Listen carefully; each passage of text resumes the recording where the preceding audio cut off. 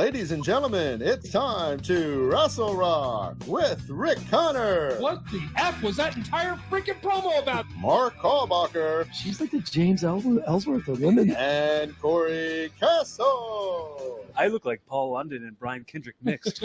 Hey, everybody, what's going on? Welcome to another episode of Wrestle Rock. Cory Castle is not here, having big-time hair problems, apparently. His extensions came out. He had to run to the salon. The salon, his normal salon's closed due to, everything, the global situation that we're in. So he's on a mad dash for hair extensions, so he can't be here today. It's very, very, very sad. Very sad day in the world of Cory Castle. Apparently his roommate Grey Wolf pulled on his weave and some of his tracks came out. Poor Cory Castle. Always getting one-upped by Grey Wolf. So we had a weird week. I was going to say it's just a weird week in wrestling. We were trying to figure out where we even start. Raw to me was better, but still like forgettable. The Fight Club thing looks like it's starting to flesh out. We'll see where that goes. If it gets any better. They definitely dropped the porn music and the girls. So I guess they got slammed on that and cut that loose immediately. But it looks like it's getting better. I was just confused because I didn't get to see SmackDown because of work, and I'm catching up on it now. What the hell is going on with The Fiend and Braun Strowman? That's what I want to ask. Yeah, man. It's crazy right now. Who's the bad guy? Who's the good guy? Why is it okay for Alexa Bliss, who's just got tossed by her best friend, best guy friend, and that's okay? Now, does that make the Fiend the bad guy now, or is this all a mind game? Is Alexa in on one of the sides? Like, it's just annoying, dude. And the laughing, I can't deal with the laughing anymore. I can't. The laughing's a bit obnoxious, yeah. I don't really understand what's going on with the whole Alexa Bliss thing, and like you said, it's really hard to tell who's face, who's heel, what's going on. I thought Braun was just gonna murder Alexa Bliss in the main event there, or in the last segment of SmackDown. Picked her up over his head and just dropped her. The Fiend came out to make the save, and Braun Strowman was gone. So he's like playing the same games that he's playing, but then Bray Wyatt. I heard, the thing about the Fiend is like basically he's a reset button for guys that are stale, and like he redid Finn Balor, so Finn Balor no longer loses on Raw, he just loses on NXT all the time, and then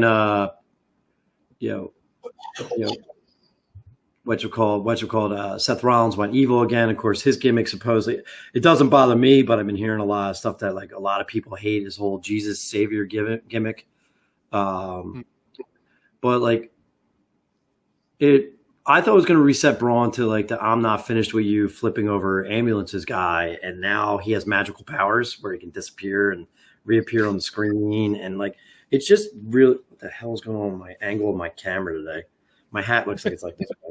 I'm just like confused. So now he's like he has magic powers now too, and I don't know. I don't know what's going on. That's why I thought maybe you could shine some light on it. It's really hard to follow. Like he dragged him down to the swamp. We thought he was dead at one point. We thought he was just drowning in the swamp. And then, we found out he's not. He came out of the swamp evil somehow, as you do when you come out of the swamp, when you almost die in a swamp. You're just evil now. And I think he kind of... That's true. That's what happened to Swamp Thing, and he's a superhero. And so his Man Thing is a superhero. So I don't know what WWE... That's true. That's true. Maybe because it was Bray Wyatt's swamp. Because it was the evil swamp, all the ashes from the burnt down Sister Abigail house that Randy Orton lit on fire fell into the swamp and made it. I'm making stuff up, dude. I have no idea. It doesn't make any sense. But the Fiend doesn't make any sense. So I'm kind of okay with it just to see what happens. I'm not going to sit here and say that it's stupid when I don't really know what's going on. And we're going to we're gonna figure it out at SummerSlam. SummerSlam's a week away, and we're gonna find out then what happens. And then another thing that I've talked about this on the show before. It drives me crazy. Is Braun shows up with no hair. Okay. Yeah, you and Baron Corbin, you don't understand. Like, you guys act like you're wrestling fans, especially Corbin. Not really Braun. I don't think Braun's as big as like a classic wrestling fan as Corbin was. And you don't see the fact of having a hair versus hair match with someone to lose it. Like, it's always a fun gimmick. It actually gets people to watch. And then Sonya Deville and Mandy Rose are going to actually do the hair versus hair, which I'm excited for. Yeah, because I think they're one of the best feuds in all of WWE right now. Is those two girls? They have the best storyline. I think they have the best storyline on SmackDown. Mm-hmm.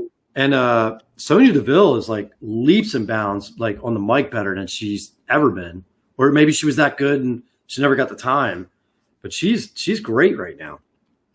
So yeah, I'm actually looking forward to that. I don't know how this is going to work because usually. When's the last girls' hair versus hair match? Was that Molly Holly? I think, yeah, that was Molly Holly way back. When was that? That was like 20 years ago, probably. Yeah, that was like early 2000s.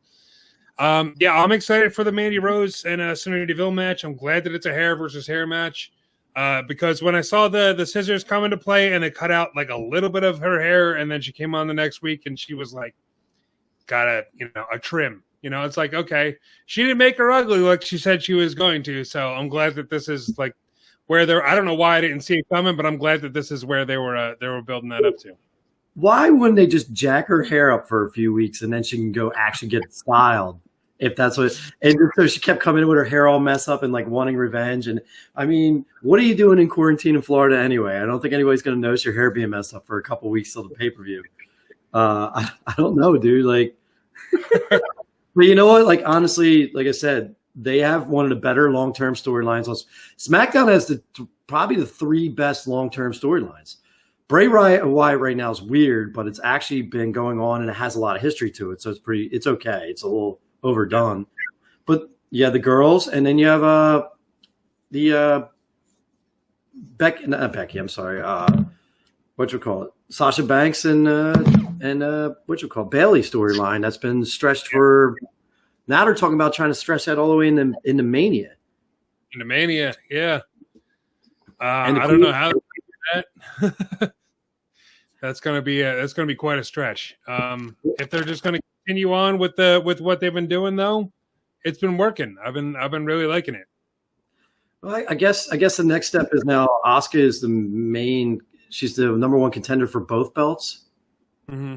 So I guess the theory is Asuka goes into SummerSlam and walks out with one of the belts, and whoever she defeats starts building like animosity towards the other one still having the belt. And I guess that's where everything will finally go south and start building towards Mania. But yeah, it's like. It's a shame. SmackDown isn't the greatest right now, but like for long-term storytelling, they're way better than anything Raw's doing. Yeah. I mean, the way I would do it with the whole Asuka situation, definitely have Asuka win the belt off of Bailey. This way, Sasha Banks is the top girl out of the two of them, which wasn't the case for a long time. It was always Bailey, protect Bailey's belt. Like, Sasha Banks is there and she's great, but at the same time, it's Bailey's show. So if now you turn it into the Sasha Banks show, that completes that creates like a whole different dynamic for the two of them. And I don't know if Bailey is like her character. I don't know if she's equipped to take that step down with her ego. So that's how I would book it. I definitely wouldn't have both girls lose to Asuka and then have like they keep on throwing around Asuka 2 belts, which I get it, but no, I would definitely just take that belt off Bailey. I mean, if they're going to do an Asuka 2 belts thing, the only way I see it is if they're unifying the women's titles and they're only going to go with one women's title, which I'm cool with Asuka being the main person to carry that. And then maybe this builds into that Shayna Baszler storyline to kind of hint around to, and they keep coming down to like, it's Asuka and Shayna Baszler as the two badasses when it comes to the girls. Like they're going to wrestle soon, which I'm excited for. I need I really want Shayna to be elevated because she's so good and she's just sitting around doing nothing. And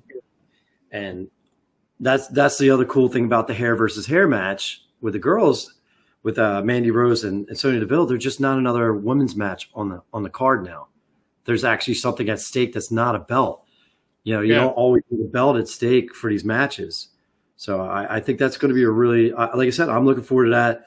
I'm a huge Asuka fan. I think Asuka, and especially the Asuka Sasha Banks out of those two matches, that's gonna be off the charts again. Those two, they have insane chemistry.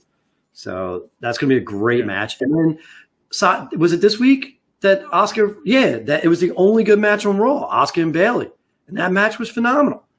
I don't know, man. I always thought the two women out of the Horsemen, even though I'm a huge Becky Lynch fan, her and Charlotte got way more attention than they should when the two better wrestlers were always Sasha and Bayley. I always thought they were the two better female wrestlers out of that four. I mean, Bayley's gimmick got stale when she was a face after a while. Like they just kind of ran out of stuff for her to do. But and even in the beginning of her heel run, people were like, "What the hell are they doing? What the hell are they doing?" Now she's the hottest woman in wrestling, in my mind, anyway. She's got the hottest character. You know what I mean? Yeah. They really turned it around, and I'm glad that they stuck with it. Yeah. Sometimes you have to. Sometimes Vince. I don't know if it's Vince or his people. Like sometimes they're too quick to jump off a gimmick before it even develops. Like we still don't even know the hacker is. That's over. Like they have like Shorty G was supposed to turn bad. Next thing you know, Sheamus turns bad again, and Shorty G loses to him. Like they were building up. What's her name? The crazy Scott. Alexa Bliss's best friend. Nikki Cross. They're building her up. They look like she was going to finally leave Alexa, and maybe they'll feud. And now Alexa's like tied into the storyline with Bray Wyatt, and Nikki Cross is like relegated to being in the back room after Retribution beats up a bunch of referees. So I'm glad that they actually have been sticking to some storylines and like giving us something to like actually be interested, because besides match quality, WWE is not good. Like their match quality is fantastic, but storylines are just like, it's really hard to trudge through some of these storylines. Yeah, it's been rough the past couple of weeks, past couple of months. They just haven't had anything really good to go on. But like you said, the matches are great. Drew McIntyre is doing great as champion. The Randy Orton storyline is doing really well. The people that are up top are doing fantastic, and even mid-card stuff is really, really good. They started to build up the tag teams a little bit with Cesaro and Nakamura. Like they're going against the Lucha House Party, and it's good. Like it's insane. Like there's not really much of a storyline there other than Lucha House Party wants the tag titles, but it's good. They're great matches. Of course. I mean, it's Lucha House Party. Like there's these three guys. Like Grand Metalik, like was this huge guy that they brought from Mexico. They were looking for the next Rey Mysterio, and he can't speak English. So next thing you know, he gets dropped to nothing. But like he's phenomenal. And this Lince Dorado kid he's great. And now they got Kalisto back, so they got all three of them back, and it adds a fresher dynamic to them versus Cesaro and Shinsuke. And dude, they're just going to put on great matches. Like the one thing about SmackDown's tag division, it's always more entertaining than anything that's going on Raw when it comes to the tag division. Yeah, I like the Viking Raiders. I like the Street Profits, but besides that, Raw's got nothing on SmackDown when it comes to tag teams. So I saw there was some meme or whatever, some video that somebody put out. You remember when the Viking Raiders cut that awful promo in their car eating turkey legs, and they're just chanting Viking Raiders all over the place? So somebody mixed that with the SpongeBob SquarePants theme song. So it's like, who lives in a pineapple under the sea? Viking Raiders. It fits so stupidly perfectly. If I can find that, I'm going to throw up on our Twitter, on Russell Rock's No, Twitter. definitely do that, dude. That sounds fun, man. Jesus Christ, they Viking Raiders. They were war machine. Like, like one of the greatest tag teams of the last 20 years, and now they're like relegated to like skits, and they're losing again, and they're not even like in the tag hunt right now. I mean, tag. It's just weird. I don't know. And that was the other thing I want to bring up, because we're going to talk SmackDown. I mean, not SmackDown. We're going to talk SummerSlam, and I guess we're going to go over the card. You want to go over that? Do you think Ric Flair is a swerve? What, do you think he's hurt? What do you mean? So when you watch the video, Randy gets ready to punt him. He rushes to punt him, and the lights go out. And I guess they were trying to say that was like Retribution flipping the lights like they have been. And then Rick is laying on the ground, like, doing it, who's one of his pain moans are some of the best, like he's one of the best sellers ever. And, Drew comes out and tries to protect Rick after he kicks him. Do you think the lights went out on purpose because it's a swerve, or like Drew's going to think Ric Flair's going to, be in his corner and then help Randy win the title? That'd be a good one. That would be I wouldn't have seen that coming. If that's a swerve, that's a damn good one. Because honestly, I'm on the bandwagon right now. I think Randy should win the title. I think he should get. I know it's his 14th title, but no one's hotter than him. He is despicable. And if Flair turns on Drew McIntyre and gives it just one more layer of how much of a piece of garbage he is, I think he's the hottest heel in the business right now. So. And then to have Drew chase him for the title, maybe up until I can't see it being Mania though. Maybe you take Drew off him for a little while and then have Drew chase him, and Drew get his real win at the next Mania. I think that would be fun. I don't know. I think Randy's the right call right now for titles. I can see it happening. I can absolutely see it happening. Like if the whole Flair thing's a swerve, then they can really not only beat Drew for the title, but they could put him out. Like they could pull something where Drew's injured or whatever. So this will give Randy the title and the momentum going forward, at least for a few months, while we bring in somebody new to fill that main event slot. I don't know who. It could be like a Kevin Owens, or it could be, anybody really, anybody that you want in that slot. They're talking about doing a Raw draft or the WWE draft, so they could bring over like Big E or somebody from there, and they put him right in the main event slot there, and then have Drew come back after a while, like maybe Survivor Series or Royal Rumble or something like that, and then go after the title from there. Because then hopefully by then we'll at least be close to having goddamn fans in the arena, and we can actually get a decent pop for when somebody makes a return. Not till February. Not till February. Yeah. It's not till February. But. I like that idea too. I think if anything, Randy should punt Drew McIntyre at the end and take Drew off television for a little while. Give him a breather. Yeah. He's been killing it since Mania. I mean, he's consistently one of the only good things that's happening on Raw since Mania. He's held himself as a really solid champion, like a smart, tough guy champion. Let him disappear for a while. Maybe give people a chance to like miss him and let Randy go wild. A Big E feud would be fun. Randy Orton versus Big E, that would be fun, man. And it's something different. When have you ever seen Randy Orton wrestle Big E? So I think you get the best you can out of the mileage that Randy Orton still has left. Because I smell him retiring probably after this title run, if he does have one. I see him retiring soon. He's done it all. Yeah, I think he's toast. Yeah, I mean, you never know. Like he could retire. He could try and, Flair mentioned his record. Like, I want to see you become a 17-time champion. I don't think he's going to be able to do it because he's getting a little up there in age. But you never know. We'll see. We're gonna have Shawn Michaels on this Monday. Ooh, I'm sorry. What? Well, it's gonna further that feud along with the, after the Ric Flair thing came in. Did you see the commercial for it? They were like, oh, after the dastardly act, after what Orton did to Ric Flair, Shawn Michaels has something to say about it.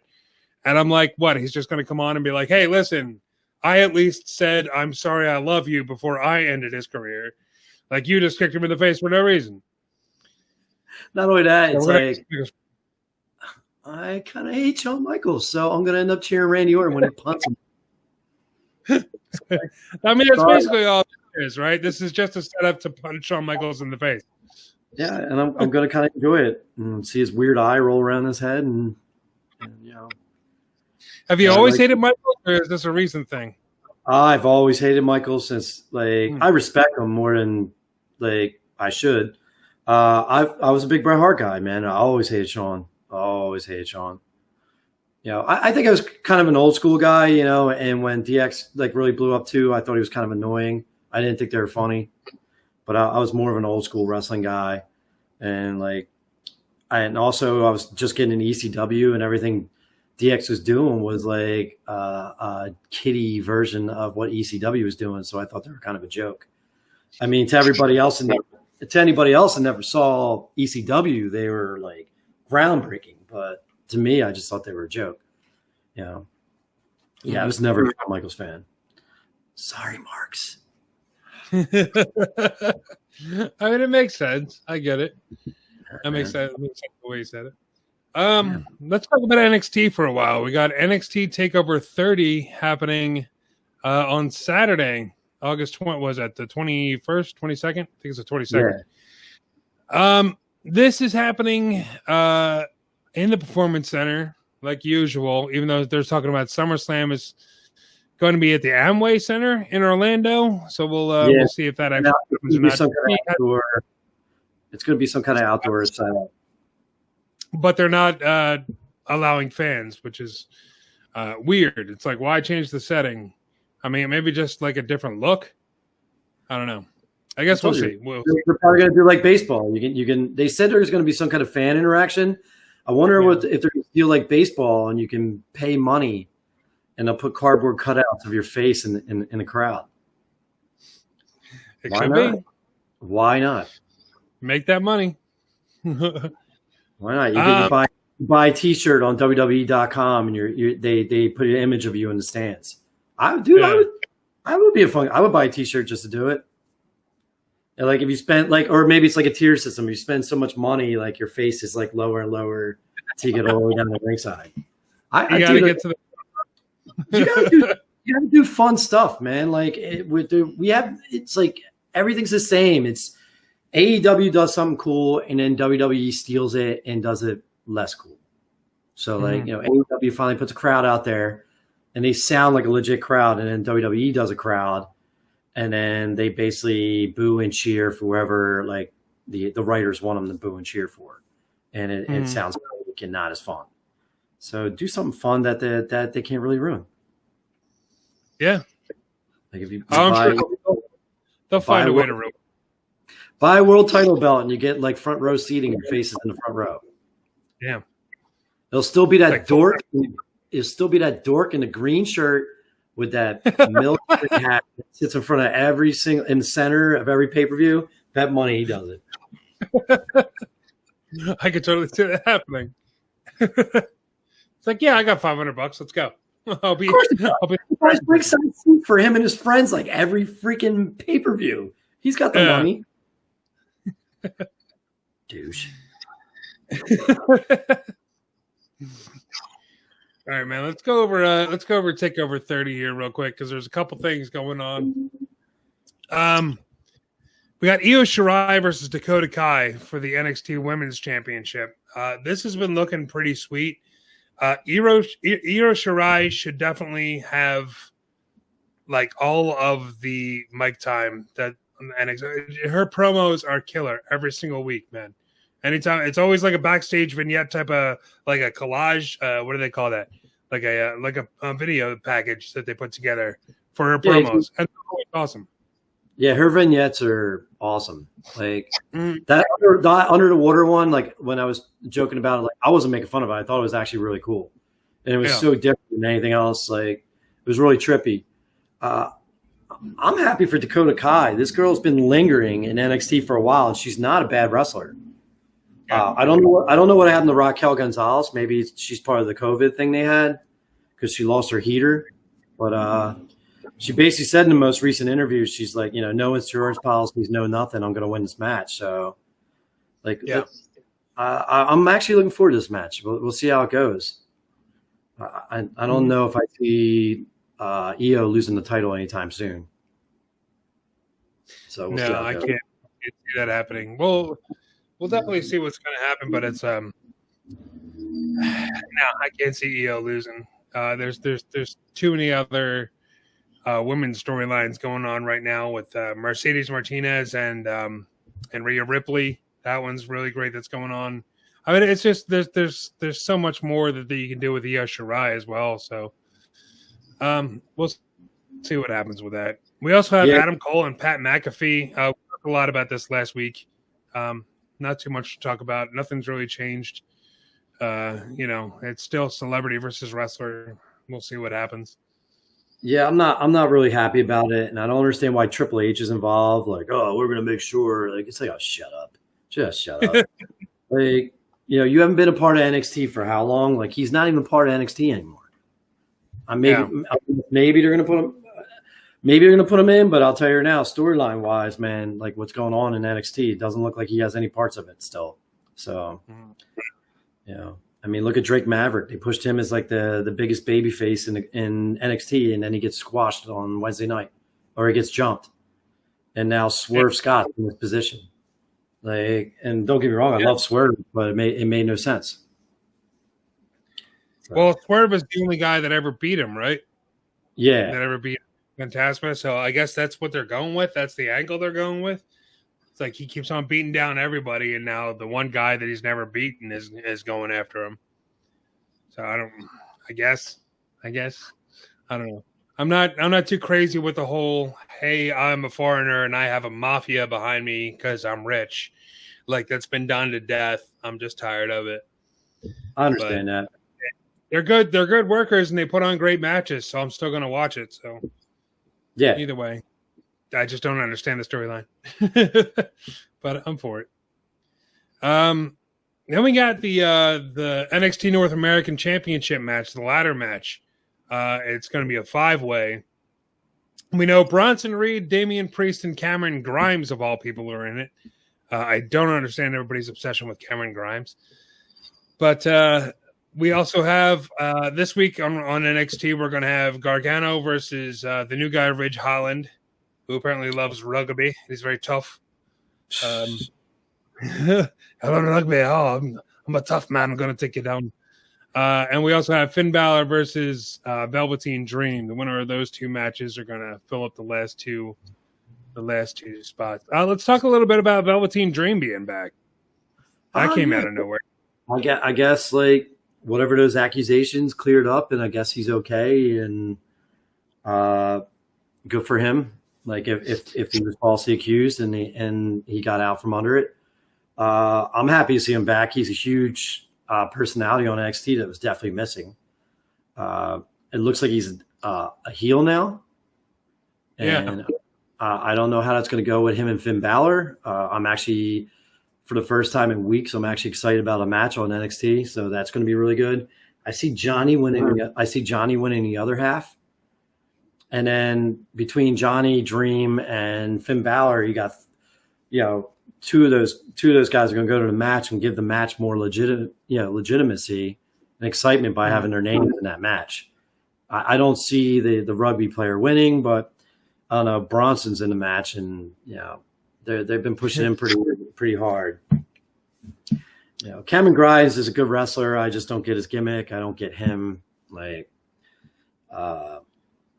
And Damian Priest has just been not handled well since he's been in NXT, so I don't understand any of that.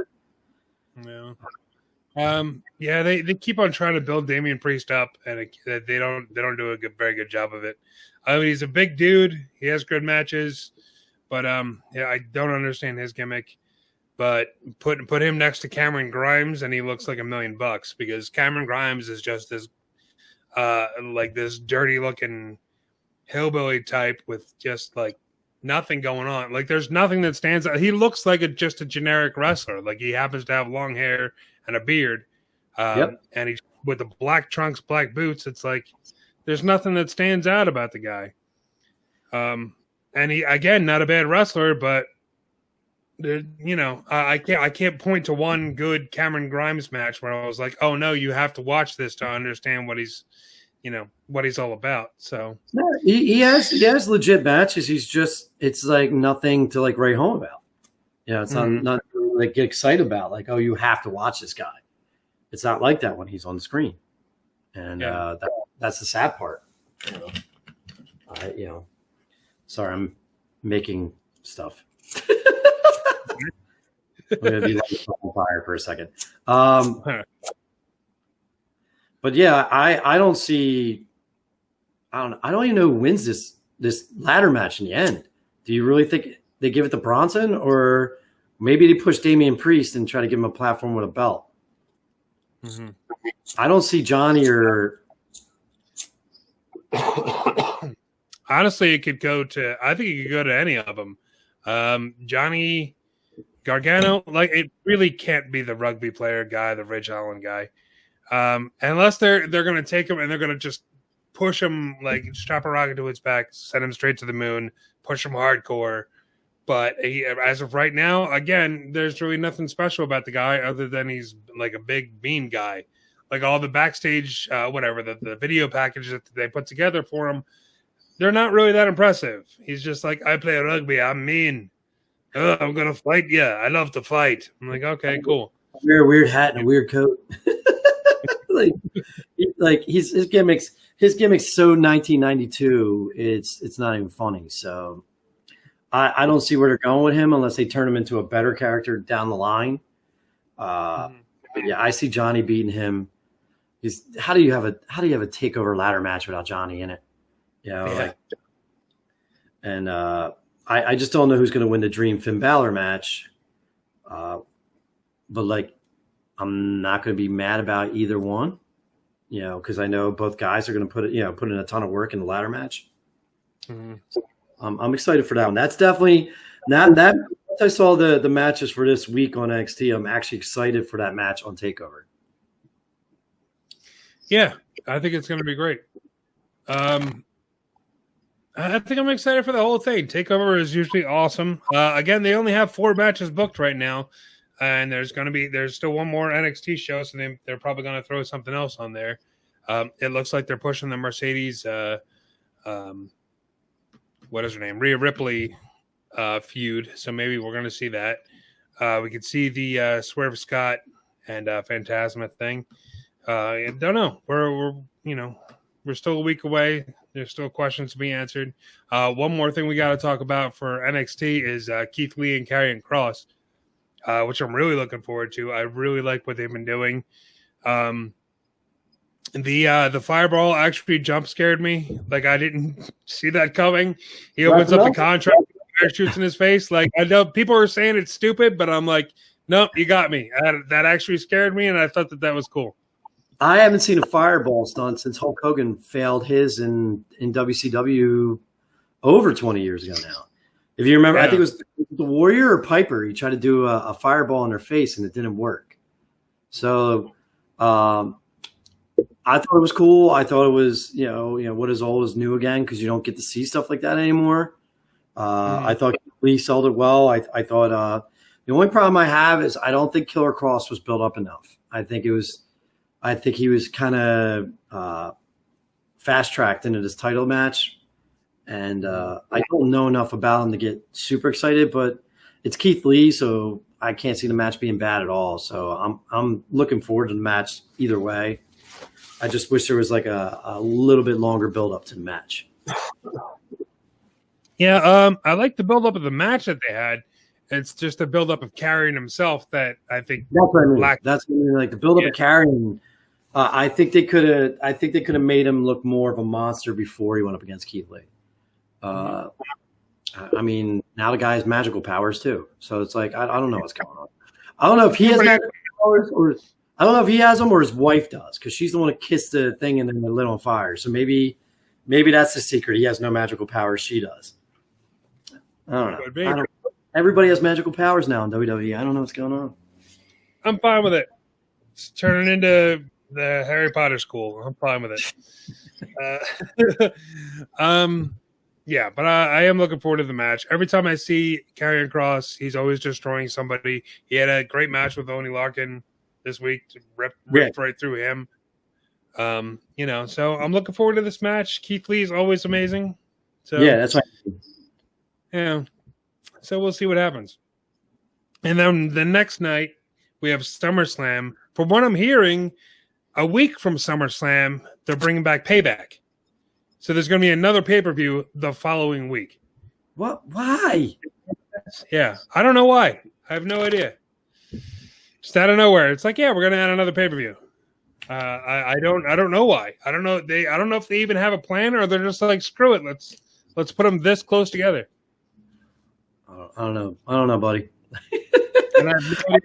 WWE is like the one thing we didn't even talk about AEW, but the thing is, this week, with the exception of Orange Cassidy winning, I thought AEW was an average show. But the thing is, their storylines are consistent.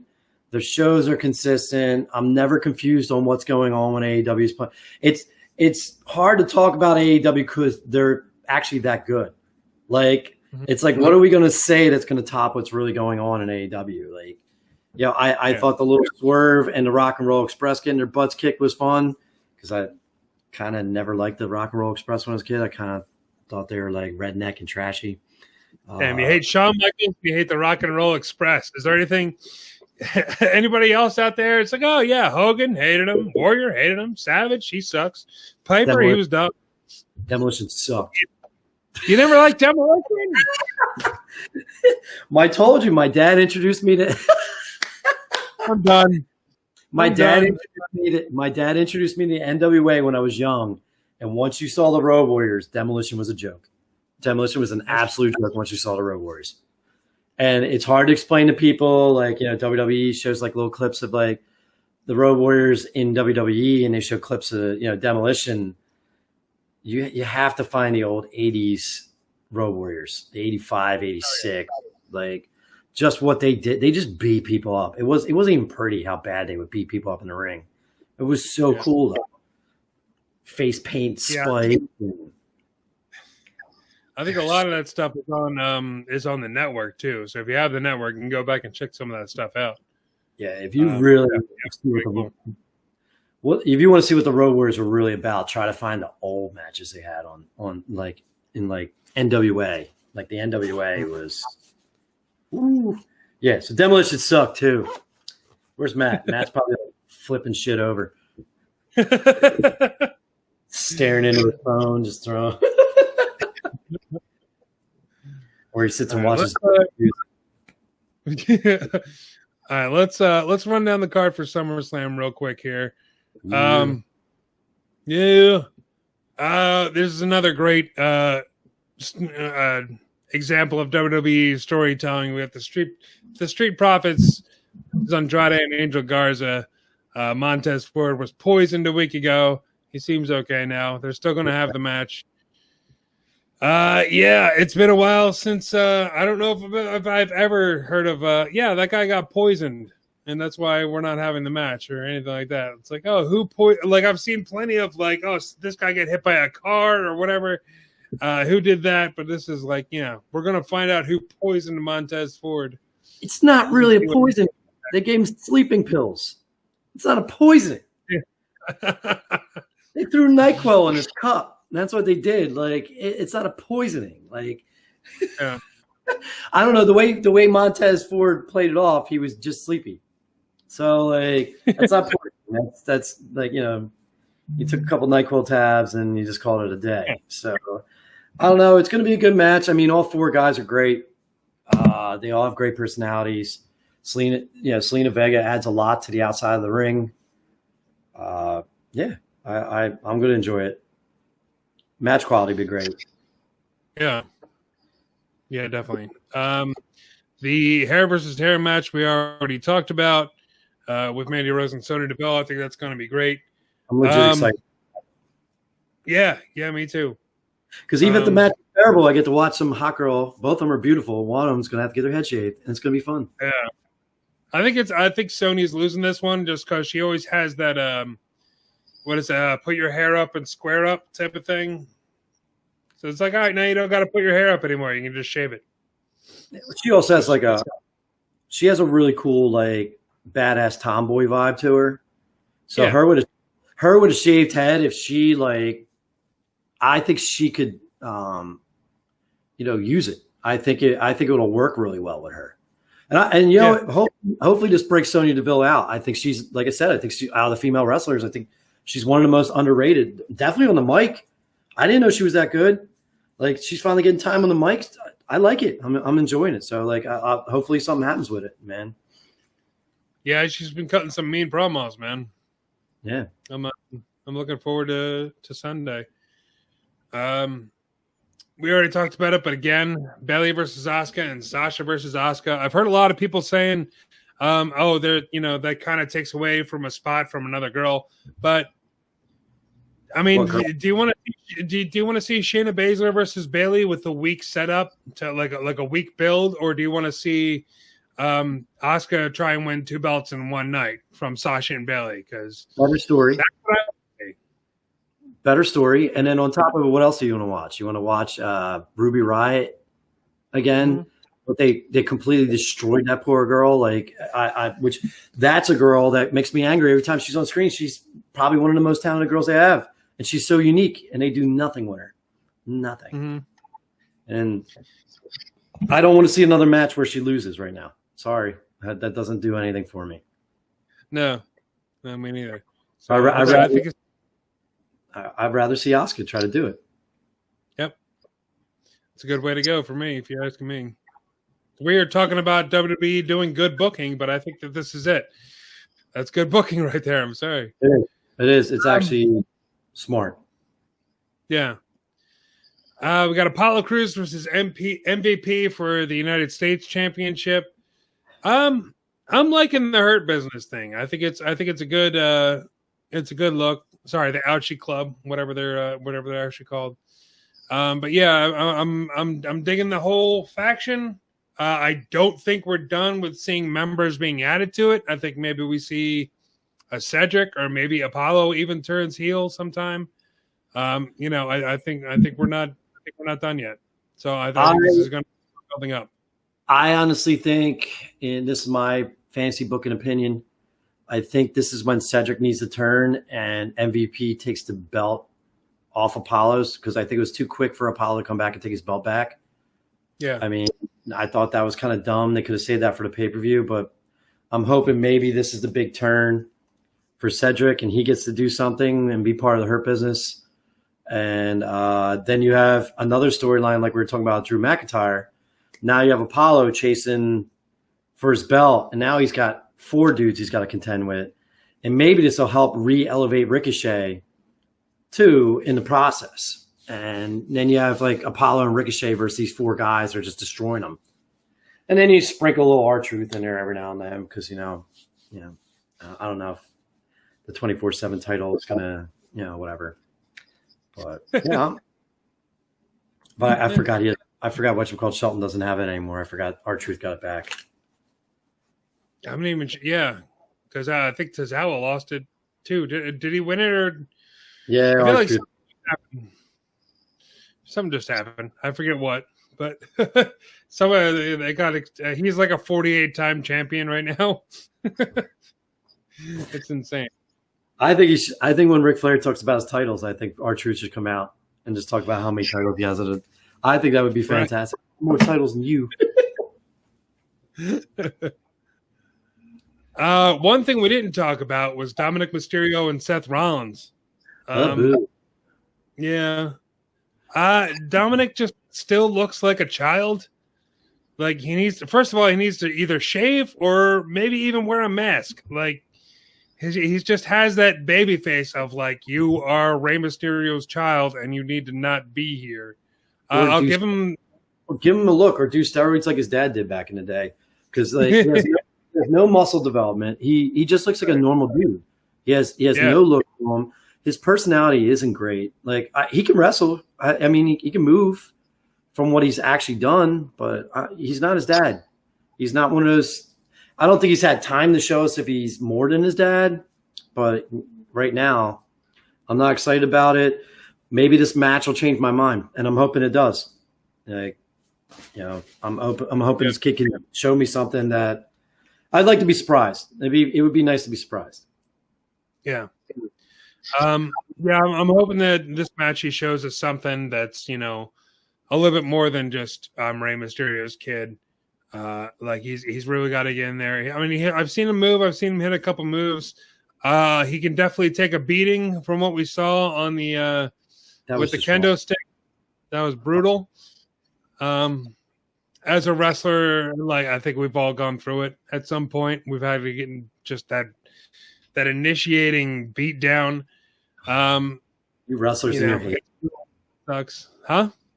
You wrestlers in your hazing. Yeah, I know, right? It's not even hazing. It's just kind of like a can you take it? Will you show up next week? Type of thing. So we'll see. We'll see if he. I mean, it's a street fight now. They just changed it to a street fight. So we'll see if we'll see. Basically, we'll see what happens. I'm not going to judge the kid yet because this is his first match. So we'll see. Maybe he'll come out wearing a mask. Just look different. Yeah, I hope he does. I hope he wears a mask and it's his own design and it's not Rey's. And maybe he has Rey's colors in it, but it's his own design. Like I said, I am not looking forward to this match. I am only looking forward to hopefully this kid can surprise me and show me, like, prove me wrong. Like, that's all I want. Like, I really haven't been excited about the storyline. I think a lot of wrestlers got knocked to the wayside for this kid, like seeing Aleister Black and all these, like, but with this being like a no DQ for him, and I think Seth just has to wrestle him. I got a weird feeling we may see Rey Mysterio and Aleister Black show up in this match and help him win, which then that tells me that he has nothing to show. And then I'm like, okay, well, if they have to carry that match. So we'll see. Like I said, I'm hoping this kid proves me wrong. That's all I'm saying. What if he started calling himself Rey Mysterio Jr.? Wouldn't that be messed up? No. It's like, oh, no. Right now, I hear Cory doing a bad joke because his initials are DM, like him using lines like slip into my DMs and stuff like that. Cory making some bad pun about it. He's getting the underlayer of the plan right now, so it's not gonna. That's pretty much it. That's the whole SummerSlam card so far as it lies right now. We've already talked about McIntyre and Orton and Strowman and The Fiend. So there'll be a couple matches added last minute, and it looks like it's going to be short and sweet. I think it's going to be short and sweet. Here's the thing. Which one do you think is going to be the cinema match? Because they're going to do a cinema match. Which one do you think is going to be the cinema match? That's a good question. Maybe Mysterio and Rollins, since it's a street fight, they could actually do it on the street. Yeah, I have a weird feeling that's going to be the cinema match. Why not? If he's not got the skill set, or he's not ready. I'm not saying he doesn't have the skill set, but he maybe that's a good way of doing it, is having him do a cinema match and make him look good in that. Have a blind Rey Mysterio come out of nowhere and jump Seth Rollins, and like I could see that. I could see another Goofy Street Profits thing too, like the whole where they introduced the ninjas and all that, which still I still think is one of the most underrated cinema matches made. That one made me laugh my ass off. It was so dumb. It was fun. It was just fun. I had a blast with that. I laughed that whole entire video. It was a terrible wrestling match, but I laughed, and it was a nice break in the pay-per-view. So yeah, dude. Yeah, I got a weird feeling that's going to be the cinema match. Mm-hmm. But then, if that's the cinema match, do you make sure you don't end the pay-per-view like you did with the Swamp match? Because I think the Swamp match killed the last pay-per-view. Yeah, that was a little rough. Yeah, I gotta imagine that you wouldn't put. I'm sure there's going to be some kind of weird mystical element thing to the whole Strowman and Fiend business, but I would just do it as a straight up match. Just have Strowman versus the Fiend in the ring in front of the student crowd or whatever. See what happens. Yeah, but yeah, that's SummerSlam. Should we get to who wins wrestling this week? Yeah, why not? Let's do it. Who wins wrestling? Blah, blah, blah, blah, blah, blah. Mark, what do you got? It's your turn to go. Honestly, I'm calling Keith Lee just because of that whole angle with the fireball, man. Like I can't tell you how I thought that was so cool. Everything looked awesome. He signed the contract. Scarlett did the little kiss thing, slid it back. He looked so weird about it when he sat there, and then he opened it, and then boom, fireball. I'm like, what the holy hell? That looked so cool. It legitimately scared me. I didn't see it coming. And anytime in wrestling, when I don't see something coming, it gets a big thumbs up for me. So, yeah, I'm going Keith Lee. Yeah, AEW was definitely the better show, but that scene with Keith Lee and Velveteen coming back were two major highlights in NXT. But the fireball caught me off guard because it was 5 minutes into the show too, so it wasn't like one of those things where they hit him with the fireball and then end the show like Raw tends to do a lot of times, and then you got to wait till next week to know what's going on. I kind of like how they did it within the first 10 minutes of the show. It's 5-10 minutes, so I like that. I'm gonna go, even though we didn't talk much about him. I'm going with Orange Cassidy. Yeah, definitely. He got his big win against Jericho. I think he's on his way, man. I think he's on his way to being one of AEW's at least top 3. I mean, Cody's turning heel, so I think there's going to be a void for a babyface and a big babyface of that, and I think Orange Cassidy's the one who's on his way to be that guy.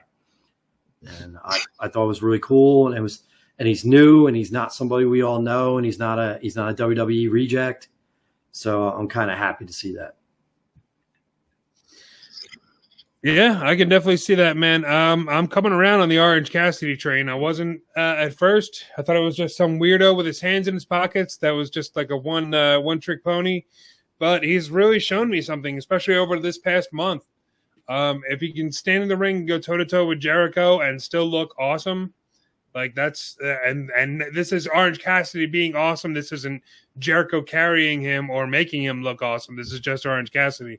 So yeah, he's really shown me something. So he had a great match with Pac. Everybody forgets about, I like it, man. I like the fact that they're like, look, we're gonna build this kid up, and he doesn't remind me of Mick, but he's the first one I've seen since Mick that does comedy wrestling right. He's a comedy character, but when it's time to get serious and it's time to wrestle, that was the whole thing about Mick. Mick would turn, and then Mick would turn into a psychopath, and it was really well done. And I think this kid, he plays this this whole slacker gimmick, and it's fun. But then when he gets in the ring, he can turn it up, and he's got some skills. That kid's good, man. I think he's one of those, and now hear him on the mic, he might possibly be a total package wrestler. So I think AEW's sitting on any gold mine. He is the one who's moving the most merch in that federation. So good for them. The only thing I want to talk bad about, and I didn't about AEW, is stop with the 4 horsemen. Stop with the 4 horsemen. Bury it. Yeah. It's not good. I love the Horsemen. I was a huge fan of Horsemen. They said my dad introduced me to Ric Flair in 1985, and it changed my life in wrestling. I stopped looking at the Hulk Hogans and the Warriors and all that, and I started looking at real wrestlers. And it wasn't even because of Ric Flair. It was because of Arn Anderson. And I am tired of them trying to beat that dead horse. I think they should let it lie, and they're the greatest faction of all time. Let them be the greatest faction of all time. Try to invent something new. Make your own. Make your own name. Make your own name. Everybody made fun of Inner Circle, and everybody made fun of that name, and now it's like Dude, that's the like faction of like all wrestling right now. Mhm. Bullet Club, stupid name. The faction of wrestling in the last 5 years. Like, you know, like just pick a name. Pick something new. All right, man. That'll about do it. We're about out of time. Mark, you got anything to plug before we get out of here? No. I haven't talked to Ed. Ed's about to take the bar. And once he takes the bar and his life loosens up a little bit, we're going to start talking about doing the show again. Either I get really drunk and forget to talk about the show. Oh, it's one of those things. One or the other. I'm going to get out of here.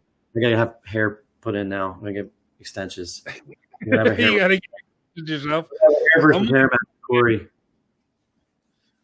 My hair is getting a little longer than Cory's at this point. Jesus, I haven't had a haircut in almost a year. So we got just do it. I know, it's just Free. do it myself. Yeah, so that about do it for this show. Make sure to check out on YouTube. You can watch every episode of Wrestle Rock that we recorded. It's tinyurl.com/YouTube Rick Connor, CONNOR. Damn it. And we can check it out, our merchandise store at teespring.com/stores/wrestle-rock. Everything on there is connected to a different charity, so help somebody out. I would plug Cory's stuff, but he screwed us over today, so screw him. And I have another podcast that I do with Mark's sister called It's Something to Do. Find us wherever you listen to podcasts. And that will about do it for this episode of Wrestle Rock. I'm Rick Connor. Mark Hallbacher. And until next week, how do I end the show? Oh, let's take it out like we always do with Mr. Nick Burke. It's so hard to say goodbye to yesterday.